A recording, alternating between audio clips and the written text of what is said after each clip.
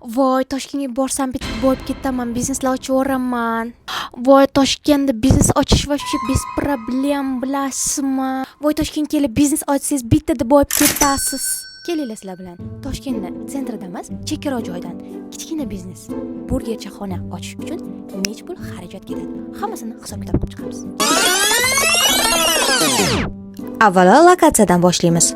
Biz Sergelini tanladik, chunki uyimizga yaqin, ham arzon. Xona pustoy, hech narsasi yo'q edi. Mana ichkaridagi narsalarni xo'jayinim bugun olib keldilar. Biz bu joyni internetdan topganimiz uchun maklerskiy xizmat 50% bo'ldi. Hech nimasi yo'q, mana shu xona $350. Nima deb o'ylaysizlar, arziydimi yo'qmi? Ha, aytgandek maklerskiy xizmati 50%. Xolodilnik 3.500.000 so'm. Mikrovalnovka 1.425.000. Izgara toster 1.750.000 so'm. Shu yerda negadir sassiq chiqyapti. Ochilish marosimigacha hammasini to'g'rilashga harakat qilamiz. Yana nimalar kerak? Iltimos kommentariyada yozib ketinglar. Sizlarning fikringiz biz uchun muhim. Uyga kelib repetitsiya qilib ko'rdik. Meni yo'qotib qo'ymaslik uchun podpisatsiya qilib qo'yinglar. Hammaga xayr.